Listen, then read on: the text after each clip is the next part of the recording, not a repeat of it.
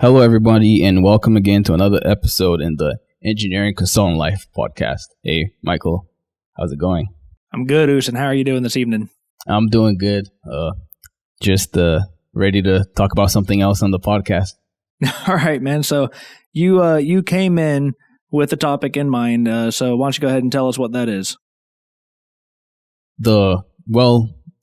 Recently I realized that a lot of people don't really know what exactly it means to be a civil engineer. What do civil engineers do? How do they impact society? What do they contribute to society? Do they contribute to society? Because for the other professions, we see a lot about like the doctors on TV, the lawyers on TV. Everybody doesn't really know exactly what they do, but they have some sort of idea about, the profession or even the different specialties that exist in that profession just from watching movies like like the Grey's Anatomy, House, Boston Legal. Yeah. And then we have just the Big Bang Theory, and I don't know any other one really. Yeah. Yeah. So it's like you were telling me off camera earlier. If somebody has a legal problem, they want to sue somebody, they know to call a lawyer. If you need to add some numbers up on your bank account, you call your accountant. If you got a weird zit that you don't know what to do with, you call your doctor. You don't know when you're going to call an engineer. Even if you have a ghost in your fridge, you know who to call. It's going to be the Ghostbusters. From the original movie, preferably. So it's like, I think part of the divide there is people don't have a direct connection to engineers in their life unless they've got somebody in their friend group or in their family, or the kind of rare situation where maybe you have like your foundation of your house gets rutted out by a rainstorm and you got to start calling people to fix it. That might be the first place where somebody's ever had to talk to an engineer in their life. So have you had any experiences trying to talk to people, like even your friends or family? Like how many people in your circle actually understand what it is you do? Very few, because of like the basic thing that most people think about when it comes to civil engineering is that, you're building a bridge. Really, that's the first thing that people think about is bridge. I don't know why bridges, but I guess that's like the most magnificent thing that's out there. Bridges and tall buildings. Skyscrapers. Yeah, that's the kind of things are. Yeah, because it's the marketing that you get, whether it's colleges trying to get you to go be an engineer, or what few things you might come across in the world on like the History Channel or something, mega projects. It's always the big gleaming bridges, the spaceship launch pads or something like that. And the day-to-day is not always quite so flashy, and it can be hard to explain that, well, no, I don't really design the bridge. What I do is I analyze the dirt under the bridge to see if the bridge will stay standing up without sinking an inch. And people kind of glass over and don't know what to make of that unless you explain it just right. Yeah, because it's not that flamboyant and very like straightforward. Let me put it that way. Yeah. So how do you explain your job? Because I guess it's tricky knowing even where to start, right? So I guess if we back up a bit and you say, what is an engineer? So what's your answer? If I'm just kind of like the guy on the street, what's an engineer? I'd say like an engineer is a person that uses science and math to kind of solve problems. That's like the layman's term of what an engineer is like. I like the way you said that. The lame man, the boring man's explanation. No, the layman's explanation of someone who uses math and science. I actually had it pulled up earlier. The kind of the origin of the word engineer. And I found it interesting. Let me see if I can't pull it up again because Google has taken it away from me. But it was basically, it's related actually to the word engine. This has got the same root. It's kind of that which produces something. Or what was it? They had such a good little explanation online. Let me see if I can find it again real fast because I like the way they said it. Engineering etymology. Google is magical. You can actually, if you didn't know this, pull up any word you want and just put the word etymology next to it, and Google will tell you exactly where that word came from. So the one that I like that they gave me is it means something like to contrive or devise. So you have some sort of problem. It doesn't really matter what your problem is. Somebody says, I need to get from this side of the river to the other. I need you to contrive me a contraption, Mr. Engineer. Make me something that'll solve that problem. Or I need to send data really fast from China to London. Hey, Mr. Engineer, solve that problem. So it doesn't matter what problem you're solving as long as you are using science and math to solve the problem to make some sort of contraption. You're an engineer, man. That's it. Yeah. And so like, if you said that, that's like a lot of words to like say to somebody to kind of like just say, what's an engineer? You know, that's why I was like, yeah, science, math, solve problems, you know, and, you know, now then you start talking about, okay, you have like different sub-disciplines of engineers, which is like other professions. You know, you have like lawyers, and you have lawyers who like focus on like immigration or criminal or like tax accounting or contract, patent law, or engineering disputes. Exactly. Or even, and then in medicine, that you have doctors, but then they specialize in all sorts of like different instances of like the medical field. So now then in engineering, I think usually when people just think about engineering, no matter what type of engineering, the first thing is like you're building something, or maybe like computer engineering or because I think when you, especially if you go looking at job applications or do job searching and put in engineer, you know, and if anybody at our company is watching, we're not doing that, but if you're putting in job searches, no. Yes. If you do that, you type in engineer, and most of what comes up immediately is software engineer, which, you know, is like its own debate, probably, you know, where you start drawing the lines of who you actually get to call an engineer. But I won't get too down in the weeds in that. But the point is, you gotta specify even within the community. It's like, what do you mean you're an engineer? Because you go to college and you think, okay, I'm going to, you know, an MIT, a Georgia Tech, or wherever that has a lot of engineering programs, and I've got 10 different departments to choose from. I can be a, you know, civil engineer, a oil engineer, a mining engineer, an electronic engineer, computers, mechanical, and yada, yada, yada. And each one of those has a dozen different subsets. So if we just focus in on what you and I do, right, it's okay, we're civil engineers. So I could be working on how to get water to your house. I can be working on how to get sewage away from your house. Those are kind of intermixed, but very important and different. How to hold up your building, how to make your building, how to manage the construction around your building, how to build the road that gets you to your house. So there's a lot of subdisciplines just within that, and then you can keep drilling down, and it's like this big endless tree. So I think we've gone over this on prior episodes, but to some degree.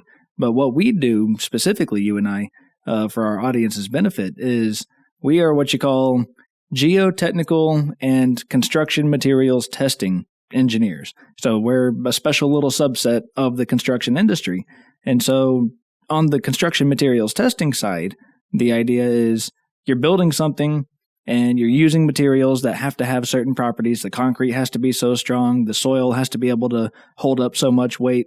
So you test all those materials during construction to make sure everything is as it should be according to the contracts and the building codes and kind of the laws of physics, you know, so your building stays the way it ought to be. And then on the geotechnical side, we are drilling soil that is underneath a future building to figure out if there's going to be rock that gets in my way or water that kind of also gets in my way, I suppose. And if the soil that's there is suitable to hold up a building without sinking over time. That's kind of the gist of it. And like you said earlier, that's a lot of words to say to somebody. And but what I do actually find interesting, though, is even if I just give that sort of really basic explanation of, yeah, I drill and I get data about soil and I figure out if your building is going to like be stable or not, people's eyes kind of go wide. And they're like, the response I get a lot is, that's really cool. That sounds really important. I actually do get that up from a lot of people, is that you sound like you have an important job. That sounds exciting. You go all over the place and drill, that you're around machines and doing all this testing, and buildings sink if you're not there doing that job. And I kind of look at them and I'm like, oh, I guess maybe that is kind of cool and important. You know, you don't even see it yourself all the time. It's like, yeah, this actually is a relevant thing that we do. So what's your experience? I think that's a good reminder to the fact that, when you tell other people like, oh, and they feel like you're doing important work, I feel like it's a good reminder to yourself to kind of like not feel too bad or not feel like you're not really playing a role in society, and remind like, yeah, if you didn't do this right, maybe someone or a family or a couple people would have died, So, or even if they don't die, you just end up with a building that, the basement floor cracks in half and it costs you $20,000 to repair or something. It's protecting people's money, protecting people's lives to some degree, depending on the job.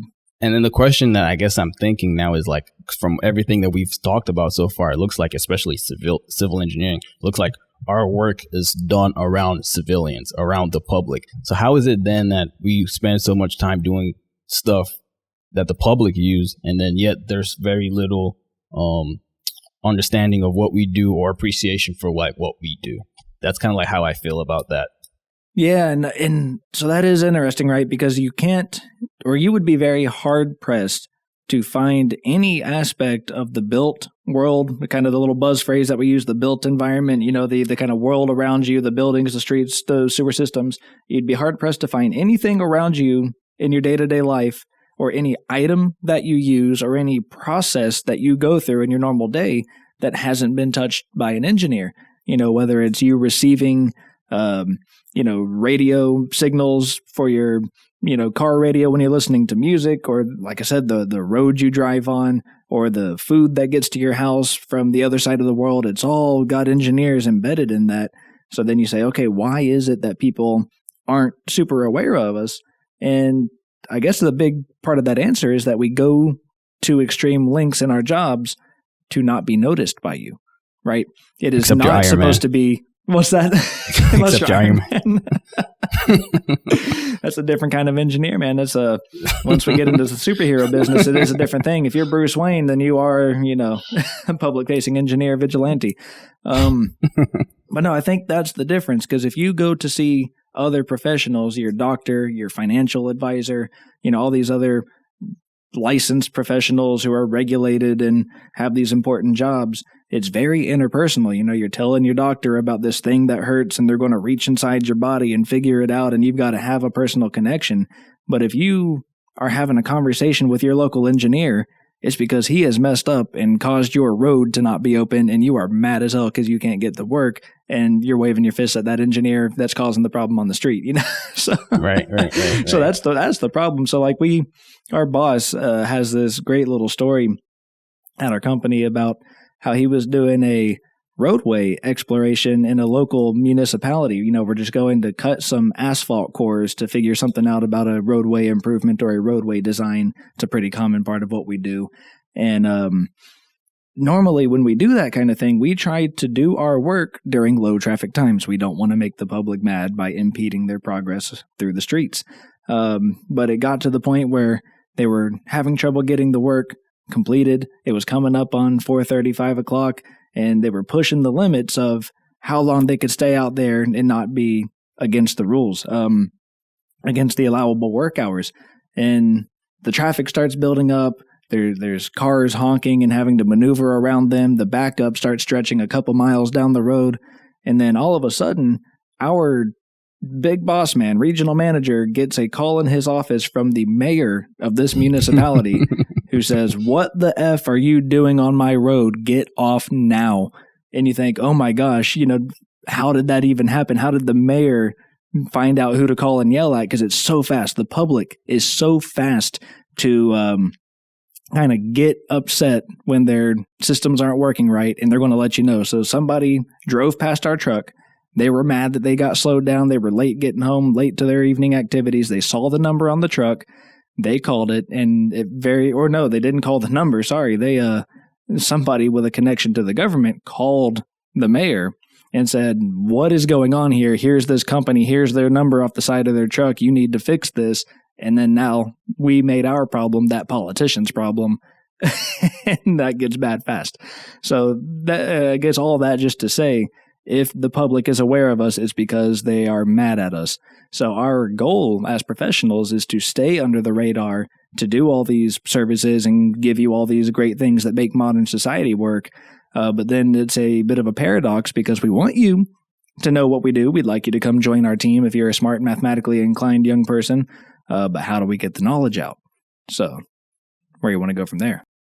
Yeah, so like you talked about like getting young people to come join, and it's one of those things where it's a profession. You know, you go to college, study, get a bachelor's degree, maybe master's, PhD, whatever. How do people, I know we've talked about this in prior episodes about how both of us like found this industry and got into it.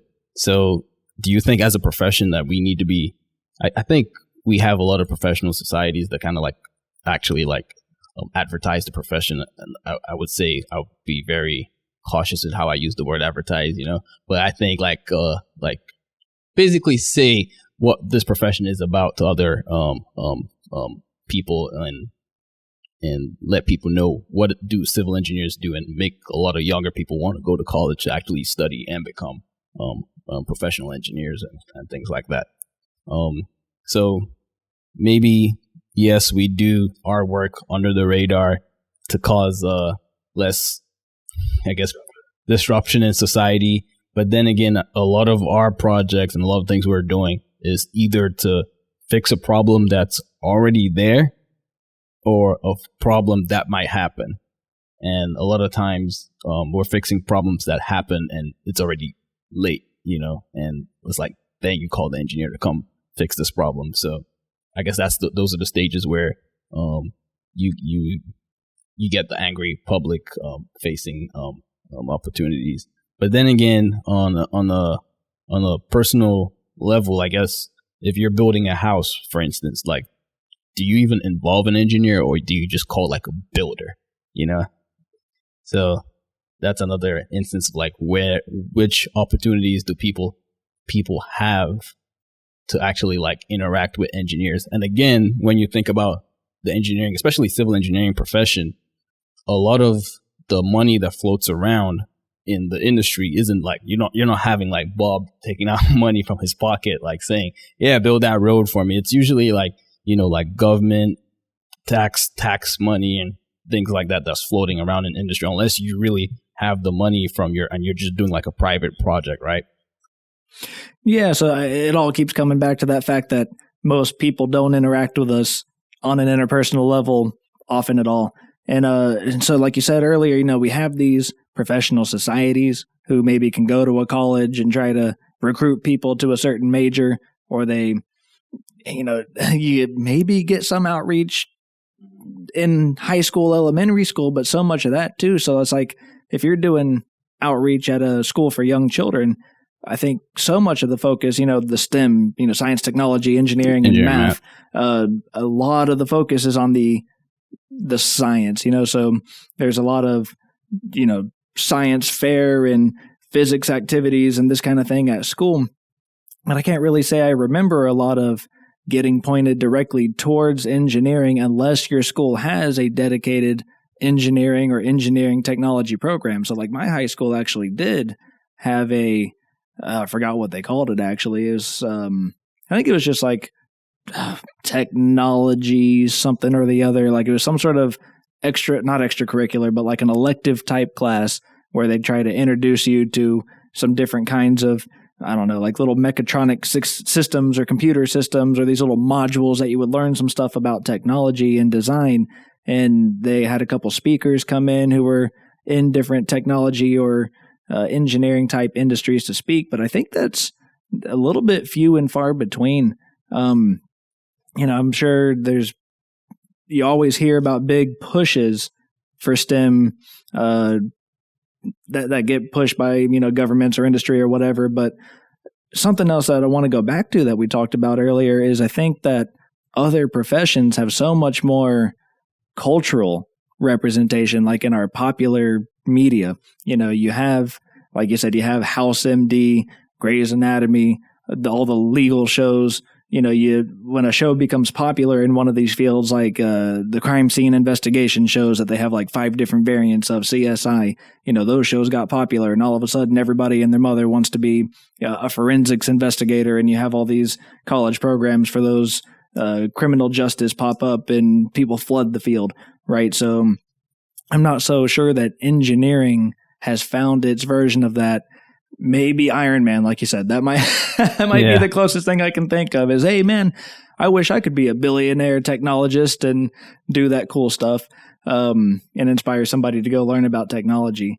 And of course, even while I'm saying that, we don't really get representation so much in popular media, but I will say there's at least a reasonable amount now of attention on some of these, I guess you'd say, like, famous real world engineers who really put themselves out there maybe in a way that traditionally engineers or technologists haven't. So, who comes to mind for me is someone like Elon Musk, who has done a great job of making, automotive design and space exploration and battery technology, whatever thing he decides to do, all of a sudden it's popular, it's sexy, it's what's getting talked about on Twitter. So it's almost like that's what you need somebody to be a public advocate like that and say, hey, if you go learn science and math and push yourself hard, you can come do super cool world-changing stuff like this.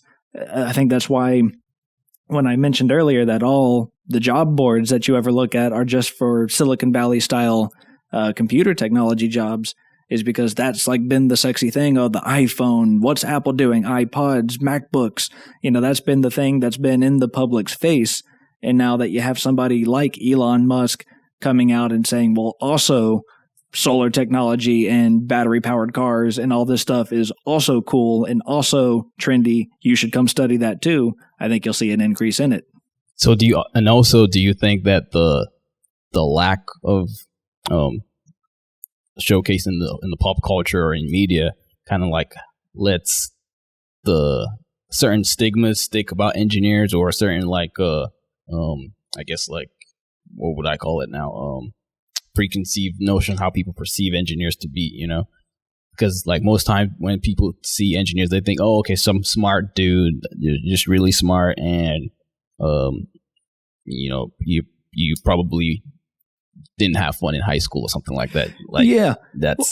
Okay. So, and I'm not, I guess for this kind of conversation, I'm not as much of a movie and TV buff as I would like to be to drop all the right references. But you think about traditional representation of the engineer in TV, it's somebody kind of like, Q from James Bond. He's kind of the guy in the back. He's making cool things, and he's making cool technology that's necessary to whatever's going on in the plot.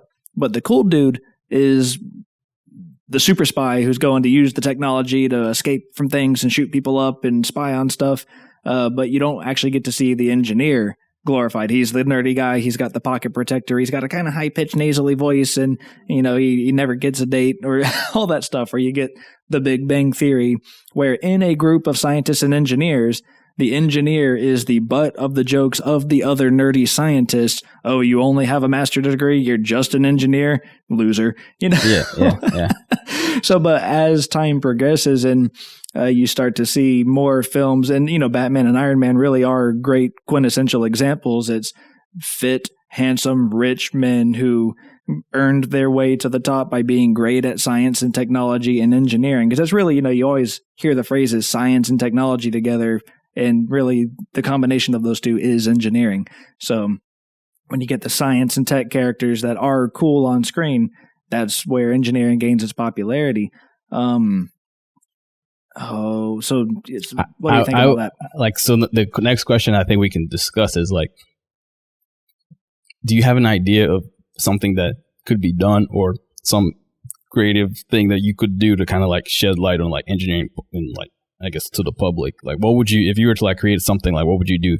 Or if since we're talking about movies, what kind of movie role would an engineer play in a movie that you think would like be great and kind of like showcase the profession? I think it's all about just putting those skills into the hands of the leads on the shows. I don't think you really need a show about a civil engineer saving the world, because it would have to be so contrived that it would be kind of ridiculous. Because you can get away with it, I think, if you're John Grisham writing a legal thriller where a lawyer gets wrapped up in a controversial case and people are threatening him, in back alleys or whatever crazy stuff happens in those books. And you could do it with engineering. You could come up with a plot where there's a bunch of shady money and then engineers getting pressured and getting involved in things and discovering something he's not supposed to. If you're creative enough, you could write it. But I think it's even great if you just have the action hero who happens to have an engineering background, kind of like the what is his name? Jurassic Park, the smart science guy in that, whose name is automatically going to escape me now that I'm thinking about it. But that character, they did a great job with him being like this kind of sexy scientist guy who was out in the field applying his knowledge, or like a MacGyver type character who's using his ability to, cobble together little technological fixes to get out of action jams. What about that helps a lot. What about like some kind of documentary about like famous buildings that have collapsed and like we've had like natural disasters, or even like the Hurricane Katrina that happened in Louisiana. Like I'm pretty sure like engineers were like losing their heads trying to solve all those problems that were happening. You know what I'm saying? So like that could like be like a documentary on its own, on people just looking at it from the lens of like the engineers and on the ground. Like what did they have to do to solve all those kind of problems? Or buildings that failed in America like recently, or or maybe like a decade ago, like what was the engineers' perspectives compared to like the politicians and the public faces? Like how did they interface like to like what? I think that would be like a good story to kind of tell and portray. And it's funny that you mentioned that, because there is a lot of that. There's if you go to like the Discovery Channel or the History Channel, it's either going to be engineering marvels where they show you really big tall stuff that got made and designed, and you get all the documentaries about the NASA engineers, and you get that movie Apollo 11 where you're seeing the engineers kind of save the day, helping the astronauts design their oxygen filtration system or whatever on the fly.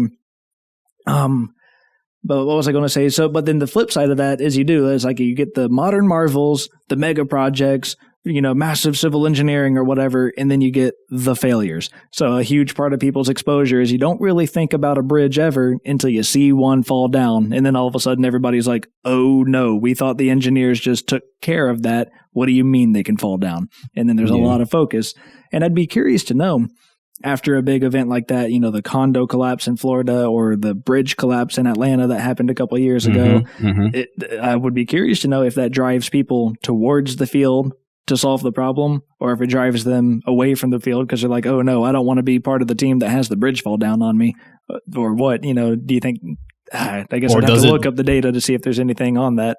Or does it sour trust between public people and engineers because of all those failures, Yeah, because absolutely, even as an engineer, my first thought when I see these collapses, and I'm like, I didn't think I lived in a developing country. That's kind of the attitude is, what do you mean our bridge fell down? That doesn't happen here. So then, that's when engineers get the limelight in a negative sense. Is kind of like the celebrity that gets caught, puking outside of a club. It's not their brightest moment necessarily. But then the other thing that I think that has been really good kind of in the pure science realm, right, is some of these shows like Cosmos or things like that, Neil deGrasse Tyson, those kind of guys bringing out the stories of scientists. And it turns out that a lot of those guys, if you dig into their biographies, guys and ladies, I should say, they have very interesting life stories, and people can name famous scientists. You know who Newton and Einstein and Richard Feynman and all these people are, but how many engineers do you know by name? Now, as an engineer, I know some, but the general public, who's to say? They probably can't name any. So I think that would be an interesting aspect of it, is to really try to get those people into the pop culture a little bit more, or the cultural consciousness, I should say. And I don't even know if that's a education thing, or if that's we need a movie about Archimedes kind of thing. But what do you think about that? If you were going to make some sort of cultural material, an autobiography, or an autobiographical movie, because those are really popular these days too. You want to see these, like, you have all these, how do you pronounce it? Is it biopic or biopic? A movie about a person, a biographical movie. But you have them about musicians, you have them about famous athletes. I could name a couple people that I think you could make a really bang up movie about. So who would you have in mind if you were going to try to introduce the world to a great engineer of some sort? I think I'll pick one from our discipline of geotech and maybe go with like some like Terzaghi, who's like considered the founder of or father of geotechnical engineering, just because a lot of like all these guys they're not even mostly American. Like there were a lot of them were like foreigners that kind of came here, brought their talents here. So I feel like there's going to be a good storyline there of like how these guys were so smart and intelligent, and because a lot of times there was like some sort of conflict going on, whether it was World War II or World War I or something going on at the time, where these people were providing their services to like the government of wherever they were, So I think there will be a good storyline there. So like if you didn't want to make it too boring talking about like the technical details of what they were doing, like you could also like bring in the actual socio-political climate at the time, but just from those perspectives. And then also, for instance, this Terzaghi, it's not too far away. It's a lot. I think his lifetime wasn't that far away. I think. No, and he was also kind of a little bit of a scandalous dude too, which is what's interesting. You could actually make a good kind of saucy movie about him without having to lie about it. Yeah. I was reading his biography, and he's got bits where he's on the boat coming to America with the goal in mind to become the world's greatest like he is. He's literally this guy who says, I will be the world's greatest, like soils engineer. He's traveling around to Russia and different parts of Europe and Eastern Europe, learning on all these different mining and dam and bridge projects, helping people solve problems that didn't really have solutions at the time, using his mechanical engineering knowledge to apply those principles to soils, which hadn't quite been done in that way before. A lot of construction problems were solved by experience and trial and error, very painfully and slowly. So he had this great intellectual drive to do that. And simultaneously, from what I understand from the book I'm reading about him, is that everywhere he went, he was just snagging young women and deflowering women and getting women pregnant and then sending them off to Mexico to get out of his life because he was busy trying to be the world's best engineer, having relations with other men's wives while he was on the boat to America. Like he was quite the character, man. So there's possibly that's juicy something stories that we want to, particularly glorify. But if you wanted to make a movie that would capture people's attention, you could do it. Yeah, because when you think about it, what makes he's very movie multifaceted. Because when you think about it, what makes a movie successful? Like love has to be in the storyline. So it looks like that would be there, in there plenty. At least there should be some story there. Or I would say sex sells. So you have a scandal, you have some kind of saucy stuff going on, and then you still do have this really great story about a guy creating a whole field of engineering out of whole cloth. So you could do a lot with it. Who else comes to mind for you? If you were going to me, I think you could go back in time. You could make a cool movie about somebody like Archimedes, even if I don't know how much of what we know about him is apocryphal or exaggerated, but this is a guy who supposedly helped stop a fleet invasion of an ancient city by designing giant lever arms to yank ships out of the harbor and drop them and break them, just using his basic knowledge of simple machines and leverage principles. And he's a guy who, again, supposedly was sitting on the floor of his house trying to figure out a geometry problem with a bunch of soldiers came up to arrest him, and he died because he told those armed soldiers to stop stepping on my circles. I'm too busy for whatever it is you want. And then they killed him. So that's a guy that I want to see a movie about. He doesn't need to be a superhero or having scandalous affairs. He just sounds like a cool dude off the bat there. Yeah, so I think we just pitched some ideas to Netflix. Well, no, nobody take my ideas. I call it. It's mine. I'm calling Netflix. I'm pitching that idea, and I'm going to play Archimedes. So that's how that's going to go. This, what is this, episode 3, episode 4? I'm going to put a stop to this, and the money's going to be in playing Archimedes in my upcoming feature film on Netflix. You keep an eye out for that. Okay. Yeah. So that'll be great because, like you said, like all these other stories about history and people in history that have done great things. We know about like famous physicians and historians and stuff like that, through different documentaries or biopics, as you were trying to call them, about their life and how we even know about the guy that created the Webster's dictionary and stuff like that. There's one about that too. So people that created certain people like stories. Stories. So I think at the end of the day, if we were going to start moving towards wrapping up this topic, trying to figure out how to tell people what is engineering, what you basically need is to be able to tell them stories that drive home the point about that. People like stories. So if you can get those stories out into the world in some way or the other, whether it's telling your friends as an engineer what you do in story form, here's what I did today, here's this project I'm on, here's how it all happens, or you show them the big flashy historical stuff, or how did that big giant bridge get there and all the problems that got solved along the way. It's a lot of interesting, harrowing stuff. Way more so than people would imagine. It's not all pocket protectors. It's a lot of being out there in the world doing really hard things and using ingenuity to figure it out. Which, by the way, shares the same root with the word engineer. Ingenuity, using creativity to contrive. Amazing. Yeah. So I think that wraps up this episode for today. Thank you everyone for watching again with the Engineering Consultant Life podcast, and we'll see you on the next one. All right. Good night.